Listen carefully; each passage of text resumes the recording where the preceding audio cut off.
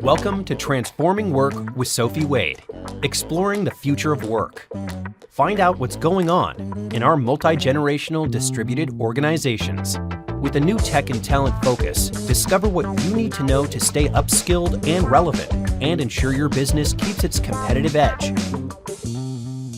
Hi! This episode is about remote workers, understanding the dynamics, appreciating and achieving the economic benefits they bring, realized by companies and cities that actively attract and welcome them. It's about how best to connect and integrate each new remote or hybrid worker, codifying your culture, engineering serendipity, and cultivating consistent rituals. I'm delighted to be speaking with Darcy Marie Mayfield. She is a specialist in culture architecture and experience design. Her work focuses on crafting environments that attract talent, drive economic growth, and foster meaningful connections. Darcy designs strategies that create thriving communities and workplaces where people genuinely want to live and work. Hi, Darcy. How are you? I'm good. How are you, Sophie? I am so well, and I'm very excited to be speaking with you.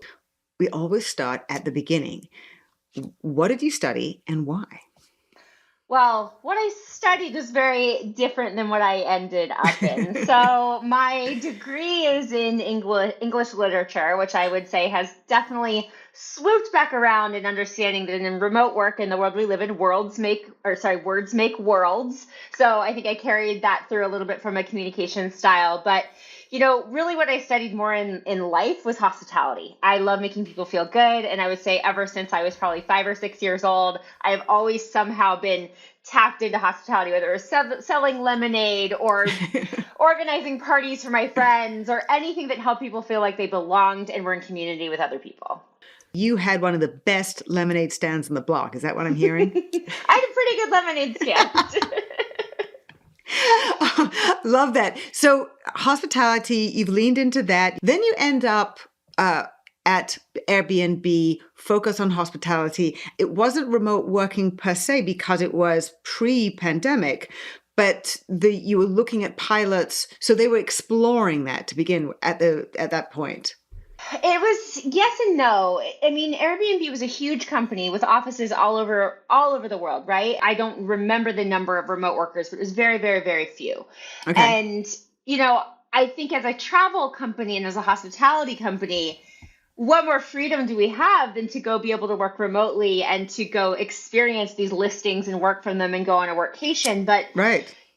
I would say mindset-wise, the company was so large, they just weren't there yet. And so on my particular team, I started to say, hey, what if we tried a remote work day a week? What if we did this? What if we started to test out and see what results we got? So it was fairly informal, but I got a little further with it than I ever expected of saying, and I would have never thought my life would have gone to where it has gone now in 2014 when I was starting those pilots, but it was something that just seemed so natural to me, especially from a forward-thinking travel company, to really start to unlock what could it be like if your employees worked from these locations. Right after there, you actually study culture architecture. I did. What does that mean, and why did you do that? So to transition a little bit, when I left Airbnb, one of the reasons, it was 2017, was remote work still hadn't taken on as a company. And it was sort of like, move to San Francisco or your career is just capped. And okay. And so that was why you were like, okay, that doesn't work, right? Not for me. And it works for a lot of people. It just wasn't for my lifestyle or who I am. And you're not going to get the best out of me if I'm not a city kitty. I'm just not. I ended up moving to a very rural area. And again, remote work wasn't really a thing. It was late 2017, early 2018. And I ended up somehow pitching becoming the director of culture and employee experience at this fully remote tech company called TaxJar. And all that to say, it was taxes. It was something that I wasn't necessarily product-wise interested in. But the CEO and the leadership team had this deep willingness to say, can we run this thing without an office? So we had a CEO whose father had also been in HR for years. So he understood like how to Okay. support people. So there was values already existed. And Got it's it. pre-pandemic and they wanted to take this as a challenge. What if we could hire the best people to solve one of the hardest problems in the world, sales tax? It's very bad. It's very, very, very Ooh, difficult. yes. And what if the pool was bigger to be able to hire from? And Ah, how do you keep these people connected and allow people to enjoy their lives, but also build a strong company, a strong product, and have strong profits? that's I pretty was visionary from the CEO. very Yeah. visionary. And it was interesting having come from Airbnb to that after being in hospitality for so many years. This is sort of my bar when it comes to the Right. corporate world, right? Got it. So Yeah. I was very blessed without realizing that I had been in such forward thinking environments. So So that's go ahead. interesting. I can also see why hearing that message, hearing that intention and vision would be sort of no matter what the company does, that's what I want to go for. 100%. Got it. Okay. 100%. And to take sort of the vision and innovation a bit further, we were 75 people where we brought on a very, very seasoned head of people who I ended up reporting to. Incredible woman who had done some of this work previously in a healthcare system and working with a company called Meaningful Work Labs. And Meaningful Work Labs was really working with Kim Cameron at University of Michigan Ross using the organizational culture instrument assessment and with the Center for Meaning and Wellbeing at Colorado State. And they came to me and said, or me and our head of people who they had a relationship with, and said, we've never studied, no academic study has been done on a fully remote company. You all are profitable. You all are growing. How is this happening? This is not possible. This we is need to not study possible. you. We need to study you. And so I effectively ended up becoming a title about culture architecture. How do you architect culture when there's no physical walls? When there's so only... that you were the grounding of it. All right. Okay. Fascinating. Okay. So I'm sure there's other people who have done culture architecture. Like I'm not the only one. I don't know but what not I from don't know. not necessarily from that basis, because the Correct. number of fully remote companies at that point who also growing and thriving, was small. Yeah, we're small. And again, we had forward-thinking CEOs and said, sure, use us as a beta, because what it did for us as a company, it allowed us to codify our culture for scale. It allowed us to emotionally and intrinsically move our culture from an SMB culture to a mid-market culture, because that's where our customers were going. How do you do that? Okay, so first one first, codifying culture, and then how did that allow you to go from SMB to mid-market? Very interesting. Absolutely. So I would define codifying culture is what is the DNA of the founders? What are their origin stories? Literally, how did they grow up? Are they psychologically stable? What are their personalities? I know. We got deep. Like this again, willingness was very key here. Yeah. A willingness to have self-reflection, willingness to have founders that wanted this type of work and had self-actualization, which again doesn't exist everywhere. But because of that, we were ripe for the study. So looking at the first 15 people and then really looking at the first 50. So I went around to about 25 of our employees and I did deep listening sessions. Where do our current values show up? Where do they not show up? How are you intrinsically internalizing these things? So it was co-created. I spent about a year interviewing our employees. And fascinating conversations too. Fascinating conversations, but all the same questions in small groups of 3 or 4. So the walls were down to really understand what are the through lines between the CEOs, these people they've hired, and then starting to understand, okay, this culture is highly collaborative. There's 4 types of cultures, basically based on academic research, that you'll be dominant more one than another in. And ours was highly collaborative. And that's great. But a mid-market product needs a more controlled culture, a little bit more controlled. You need more consistency. You need to be you need to have a little bit more of the corporate arm. You need to have a little bit more understanding of structure. And so how do you start hiring those people without these people, the old guard, losing themselves and not being able to recognize themselves? Okay. So that's how you begin. You start to co-create. You start to have these conversations one-on-one or 1-to-4. You understand how the old, I'm going to use that word again, the old guard internalizes the culture. And then you understand what the culture needs and where the old guard is willing to flex to move forward. Elements can be manifested in different ways. 100%.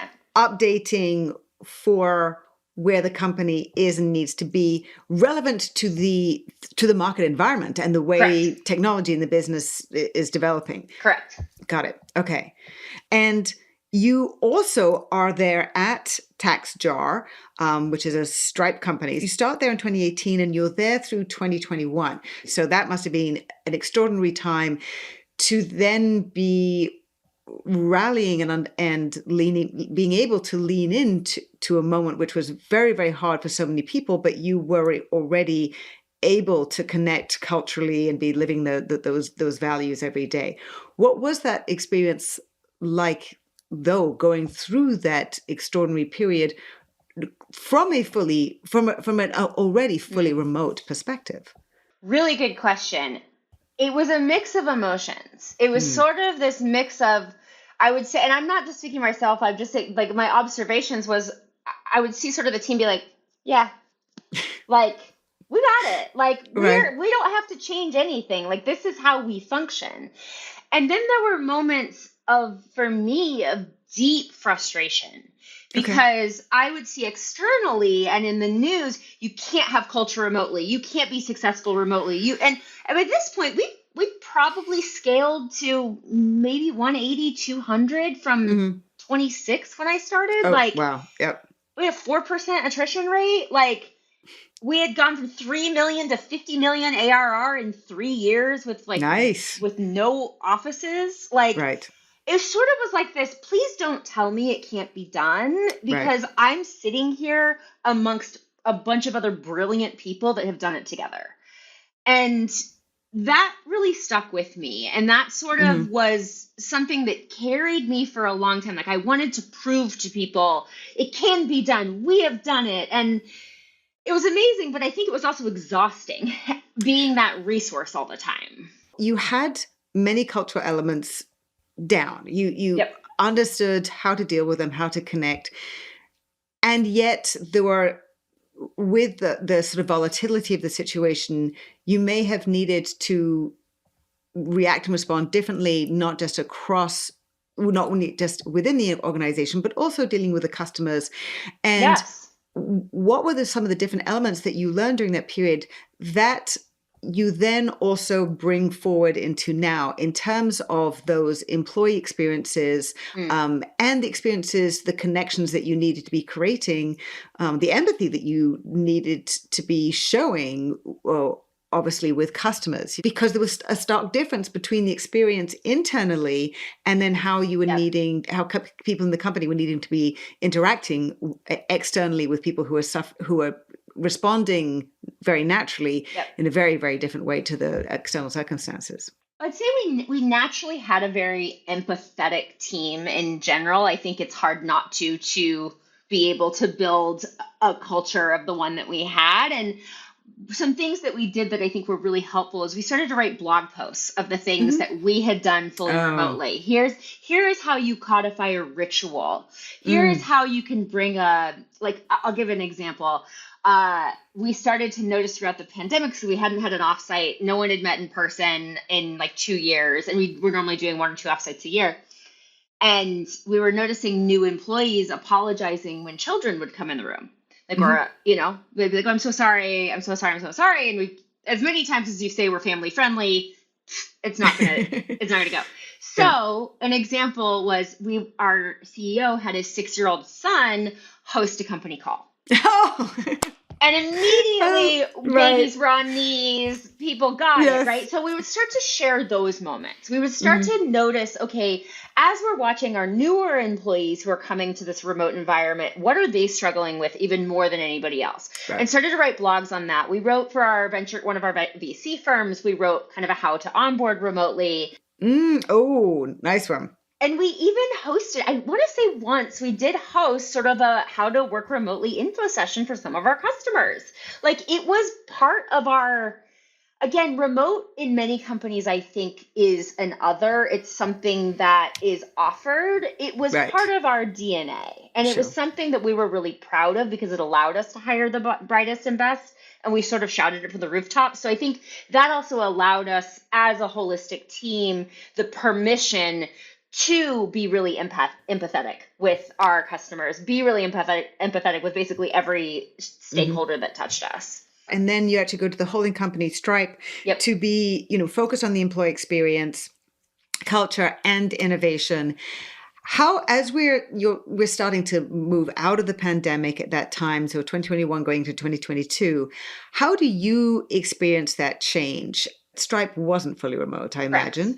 So how was that then for you, being, I imagine, continue to be fully remote when working for Stripe, working now in a hybrid organization, and newly very informed from your experience, bringing the learnings and how the market had changed and maybe your expectations of how it would continue to change for more people.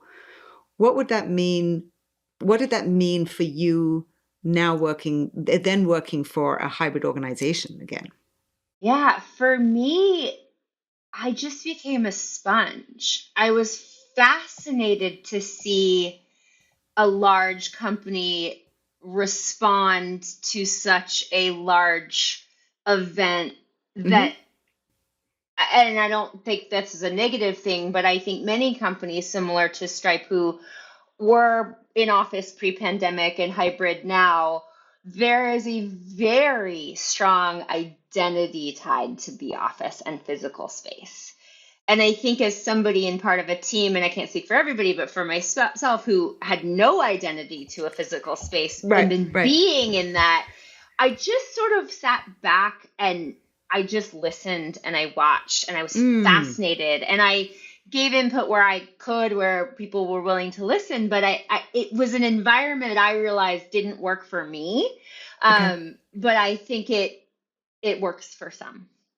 In your role at Stripe, when you Yep. are focused on the employee experience and culture and innovation, Yep. there is a part of that role which is helping people make work wherever they're Yes. working, Yes. if they're working fully in the office or hybrid and remote. It has been surprising to me how few companies as yet, and I believe this is going to change very much in 2025, um, are not that most companies are not focused on how to really dig in and Right. understand how technology is changing work, and location being a piece of that, an important piece of that, but it is just a piece of the overall change. So what were you doing to help redesign work with that location piece part of it, because it is so much around the employee experience and helping them perform? Yeah, absolutely. I mean, I think when it comes down to it, depending, and this was during the time of, again, the muddiest probably time of hybrid work that we were all in, right? Like no one can really figure out, do we go to the office? Is it safe? Is it not? People have moved Sure. away. So we're sort of in, we're up to our knees in our waders, right? With mud at Right. this point. So it was really about starting small. And it was about Okay. implementing these ideas around, okay, well, what if you're going to get in person? What can you do in person that you Hmm. can't do remotely? Helping people start to realize those things. Helping people who have never worked remotely or been given themselves permission to work Right. remotely more consistently, challenging them to maybe go out for a bike ride in the middle of the day. It's challenging them to track their energy, but mostly leaders, because it really is like, if a leader is going to do it, just like our CEO had their kid there, then everybody else will follow. And then I think the other thing that I found very impactful, at least I heard from folks from again, the shifting mindset, is I'm going to give an example. We were doing an offsite. There were, I think it was when Omicron was it was either Delta or Omicron, I can't remember. So there were many people that weren't going to come. We had all the protections in place. We were going to do it. And as we were planning for it, we probably had 70% of the people that weren't going to come. So we're like, okay, well, how do we make them feel that they're included? We ended up not doing it, but this is the thought process. How do we make them feel included? Well, this offsite was in Arizona, and we were going to have an astronomer there that was going to teach about the stars. And so we were like, well, let's take the per person budget and let's send telescopes to all the people that aren't coming. Oh, I love that. And how do we map the stars between all of our locations? So which, of course, would all look different because of the different locations. They're all different places. Oh, love that. So one of my things is always, everybody sort of focuses on the office, and many HR people are in the office, many employee experience people are in the office. And it's, what if you made an experience so good the people in the office were jealous? And I know that sounds weird and negative, and I don't mean it, because no one should be jealous. It should be an equitable experience. But that mindset really helps people shift into how do we build this in a way where there's equity across the board, from a disability level, from a location level, from a holistic view. And I think that's the sort of A to B that we have to get people, that I was really focused on in my year at Stripe when I was about 7 months. My 7 months through the transition was, how do we take what we learned from TaxJar and how do we help teach the people who are here, who are going to have a hybrid model for a long time, to adopt this mentality? I noted in your profile that, that was talking about remote first. And I think very much what that means for me is people in the office, their experiences were known and familiar, and we've dealt with that for a long time. It was, we really needed to think about the people who are working remotely. So I really appreciate how that shifted the mindset. So now you've taken all of these different experiences, the hospitality, the remote working, employee experience, and these core cultural elements for me, which is at the center of everything, to be focused on how these new remote work opportunities can change the dynamics, not just for companies, but for cities. Absolutely. I'd love you to explain what you've been doing with Tulsa and how that has been changing the dynamics for the city, the economic situation for the city, who it's bringing in, and and what your role has been in energizing and changing the experiences there for people who are there locally and for the people who are coming in. Yeah, absolutely. So I should preface that Tulsa and what Tulsa Remote specifically has been doing is well before my time with Tulsa. So Tulsa Remote's been around since 2019. Just to give some top context to listeners, Tulsa Remote is a nonprofit that pays remote workers $10,000 a year to move to Tulsa. So you need to move for a year. They've had over 3,300 people come through the program. Seen about, don't quote me on these, but they're around these numbers, over $500 million in direct employment labor income. 90% of people have stayed past their year. 14 to 16% of people have started their own businesses. Wow. And they also know that for every $1 spent on attracting a remote worker, the city gets 13 back. Oh, wow. That's big numbers. Yeah. Pretty good. Nothing to sort of shoo-shoo at. So no. As Tulsa Remote has continued to develop and attract, a diversification of industry. And so another thing to note, Tulsa, for listeners out there, Tulsa traditionally has been, the only industry has been gas and oil. So in a town like that, there's been deep suffer from brain drain. So as people grow up, they move to another city to get a job, Chicago, LA, wherever it might mean. And again, what's unique, and it's not unique to Tulsa because many smaller cities suffer from brain drain. So it's the same problem everywhere.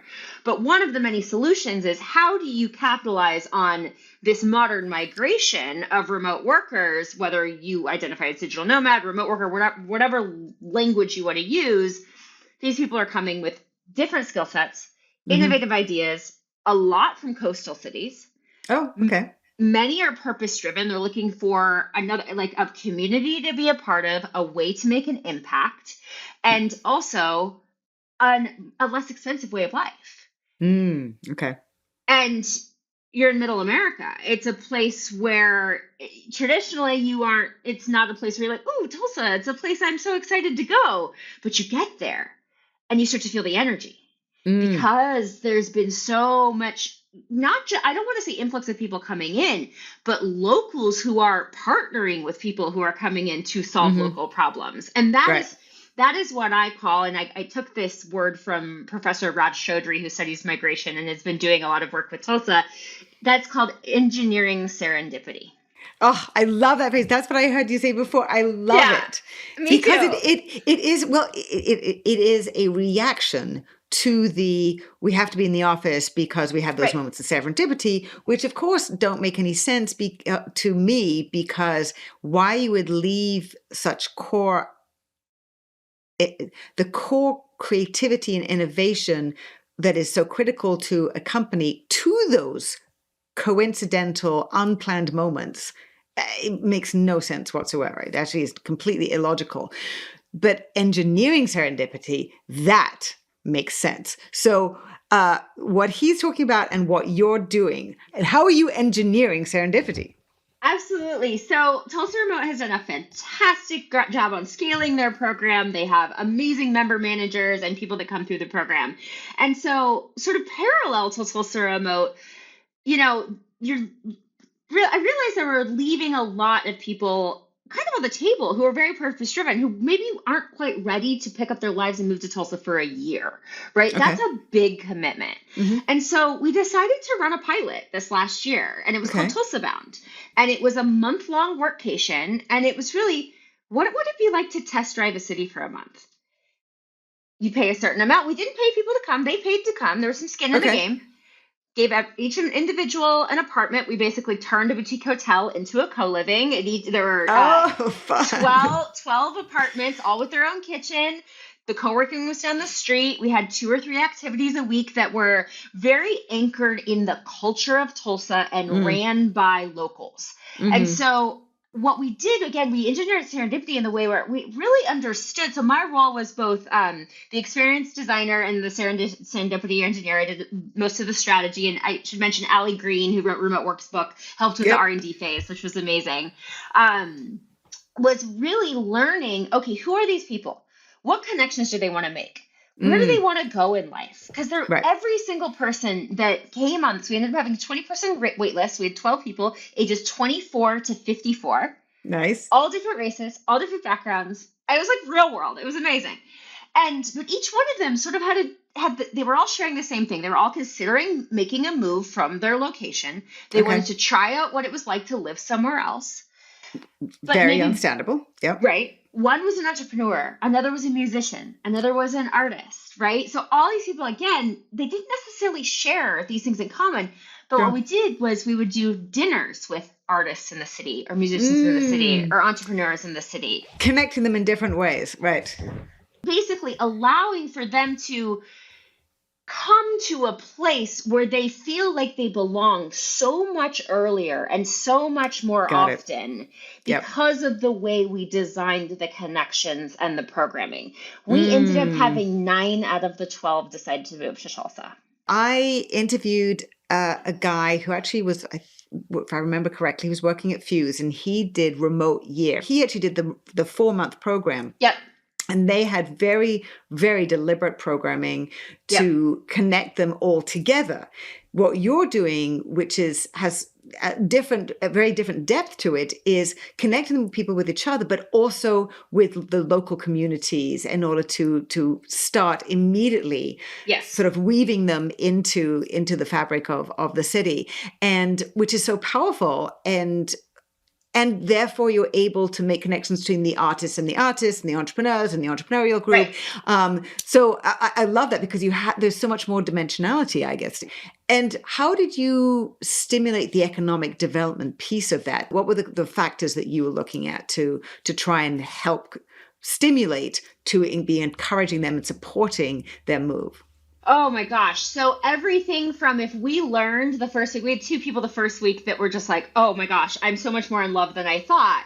I want to start looking for apartments. So connecting them with a local real estate agent, connecting them with people that could support them in that. Connecting people who, so for example, we had a musician, making sure that he was at a dinner where he ended up finding his manager. So really, yes. So again, really just listening. And again, this was our first one. This was an experiment. And so as what we learned from it is, where do we want to double down in the future for those economic impacts? How are we going to measure those? It was only a small sample group of 12. So I don't have a lot of answers for that at the moment, but we definitely saw where those moments turned into, oh, wait. I mean, we had a woman who came to me and said, all I want to do is start a flower shop. And so she was there on Tulsa Bound. So we introduced her to somebody who owned a flower shop. And then there was Builders and Backers, which is a program that you can go and test an idea for a few weeks and get mentorship. So she's now connected with them. So don't know where the fruit will come from that, but my job or flowers. But my job was to, and myself and my teammate Mackenzie, who works for Experience Tulsa as director of special projects, really was to, she really knew a lot of the people in the city. She knew the DNA. She knew the culture of the city. She'd grown up there. And then I knew how to help facilitate and design to know who should go with who, because I'm forward facing with each one of these people. So team effort. And I again, don't know what flowers and fruit will come, but pretty powerful to see the moments in which I saw it click. We've gone from thinking about digital nomads as being, people who are sitting on the beach. Some of them do, and more power to them, including myself on occasion. Normally there isn't a beach nearby, unfortunately. But people finding places where they can be more comfortable, more happy, have different experiences. Like you, I think I'm so happy when I'm in different places and absorbing different experiences. And that for me really energizes me. So enabling people's experiences. Now thinking about what you've been doing in Tulsa and taking that much more broadly, scaling that, not, going from 12 people to a much bigger cohort that you're taking to a different city, and the other cities that you can do that in. Because one of the things that was been so interesting for me actually at running Remote 2 years ago was that the city of Buenos Aires came and presented at running Remote. If you remember that, and was promoting why people should come and be sort of digital nomads coming to live in Buenos Aires, because digital nomad coming and living as new, not citizens per se, but new visitors, long-term visitors are very beneficial to cities. So that was a huge aha moment for me in terms of what this temporary or longer term migration or movement of people and workers can be domestically, state to state and around the world as well. This is my favorite thing to talk about. I just had coffee with a woman this morning who used to work for the Estonian government. Estonia is very far. Tallinn is very far along in sort of accepting people, integrating nomads and remote workers into their community. So one of the things I think that is key in how to scale this to different cities is the city or community has to be ready and willing. There has to be a problem they're trying to solve. So currently, I'm actually on Madeira Island in Portugal, and I'm advising unofficially Madeira Friends, which is their international community organization. There's a little bit of tie with the government, but as in many both cities, states, locations, government is very far behind mentally when it comes to sort of the mindset of this. And Madeira Friends is ran by a gentleman who grew up in Madeira but had to leave because of the brain drain, because the only line of business and economy was tourism. Okay. So he feels that same heart tie as many of the people in Tulsa. How do we bring people back to a place we love and we know can be better than it is? Right. And we know is ripe for this. So I think that's the first thing I would say. I don't want to ever approach a city that isn't already thinking about something like this. I just don't think it's going to work. It's like approaching somebody with remote work that their blinders are on, right? So that's number one. And I think number two is there's an opportunity down the road where there's a sister city network, where there's a blueprinted model where you could go from, in the States, maybe it's Tulsa to Austin to Cincinnati to nice idea. Yeah. wherever. And there's the consistency of community. Of experience, yeah. An experience. You start to run these communities like a cultural concierge. You turn tourism boards into more high touch, into more soft landing, into... Oh, that's great. That's all I want to do with my life is like, how do you take a hospitality lens? Because these longer term travelers are much better for you than the weekend stay. Yes. And if you strategically capture them and connect them with locals, you are now getting purposeful benefit for the kids that are going to grow up in that community, for the schools, right? So again, ready and willing, but I think really thinking about what cities and communities are bubbling to the surface that sort of have these ingredients. They're all the same, but they're put together a little bit differently. And then codifying the recipe in each one of these locations, and then having some sort of through line strategy. My idea is so far, I've heard this from other people too. I'm not unique in this, but like, that's the dream that I would love to see when I'm dead and gone. It was also a revelation to me as part of that, and also, honestly, visiting Dubrovnik. And it was so incredibly busy. And so I was talking to a couple of a tour guide. It was then when I really started understanding how, cities don't do very well from cruise liners who come in, the people come in, they don't spend money, they look around, they don't even sit down to eat because everything is taken care of, everything's paid off on the cruise ship. And so that really shifted my thinking in terms of how to get, how beneficial these longer term people who really wanted to be somewhere for a longer time and participate and integrate into the community. Have you been finding interest from coastal cities or other cities like Tulsa who are open to this and already sort of forward thinking in terms of the different ways that they can benefit from the greater movement of people domestically and internationally? I would say, Madeira is a perfect example. Ready and willing. You've got people. I don't know if the government is necessarily fully on board yet, but I think the data in which the Madeira Friends community is working on to help show the impact and the positive long-term impact of this will tell a much different story and a much more compelling story over the course of the next few years. In terms of other coastal cities, I haven't spoken or sort of been reached out to by any other coastal city. However, I'm actually in Madeira with Gonçalo Hall right now, and he is working on mainland Portugal and some of the coastal cities that are smaller. Peniche, Albufeira, these places that suffer from the tourism that you don't want, the over-tourism in the summers. Right. So I think I don't have necessarily a personal answer for that, but I can see the trends in different ways of attraction strategy for these sleepier places in certain seasons or in different ways like that. If a leader is looking to create the kind of employee experience there is a hybrid policy at the company, and they're trying to sort of work out how to make it work better and recognize, the importance of thinking carefully about the experiences of people who are working remotely, fully remotely, or when they're working remotely in a hybrid situation.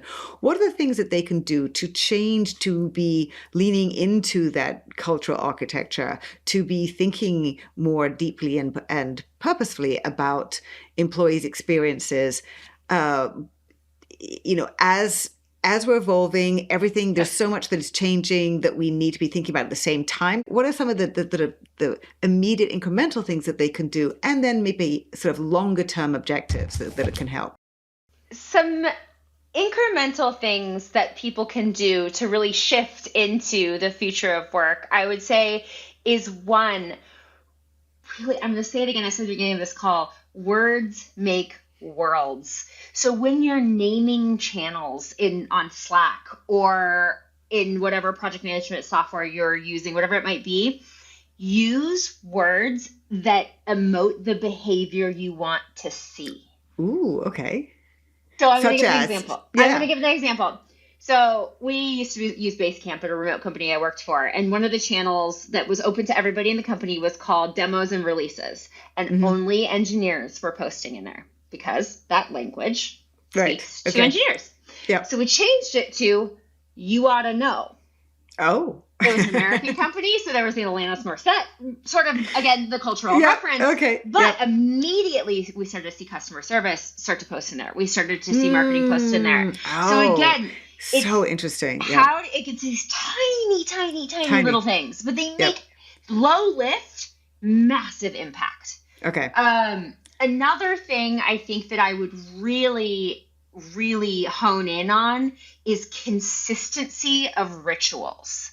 Okay. So as people, there's remote, you're working all these different times, like knowing that there is one meeting once a month at the same time and you're going to do some sort of bonding or some sort of strategy or whatever it be, like the canceling and rescheduling is actually ruining us. It's ruining us. And I would say so consistency would be a huge one. And I would say a third one is give yourself permission to experiment with your own day. Okay. It is so often, myself included, where we feel like we have to be at our computer. We feel like we have to be tied online all the time. And if you are a leader, you are the only one that's going to solve that problem. So challenge yourself to go for a walk in the middle of the day. Start small. I know it sounds dumb. Again, low lift, high impact. So I would focus on the low lift, high impact activities, have grace with yourself, and just know it is a slow psychological practice. I really like the idea about how much impact those tiny words can have for being more inclusive and encouraging other people to share and join and participate as this shift takes all of us to get there. So Darcy, it's been such a delight to see you again, to chat and find out so much about what you're doing and what you're doing for Tulsa, but how many other cities and companies and organizations can be moved by all these different things that you're doing. So thanks so much for sharing. Thank you so much, Sophie. It was so good to see you. This is a joy. Thanks again so much to Darcy Marie Mayfield. You can find out more about Darcy on LinkedIn or on Instagram and Blue Sky at Darcy Marie May, DarcyMarieMay. In the show notes, there are links to the Tulsa work Darcy talked about. Immediate action tip. To improve hybrid and remote outcomes, lean into cultural architecture to 1. Name channels to evoke desired behaviors. 2. Cultivate consistent rituals. And 3. Give yourself permission to experiment. If you're finding the new business and work environments hard to navigate, contact me for board advice, executive mentorship, as well as effective empathy-centered programs to enable multi-generational distributed leaders, managers, and teams to up-level rapidly to modern work and be ready for whatever lies ahead. If you enjoyed this episode, please like it and share it with a friend. You can also write a quick review wherever you listen. For regular video updates, curated articles, research information, follow me on LinkedIn. You can sign up for my Work in Progress newsletter there too. Thanks for watching. See you next time. Bye.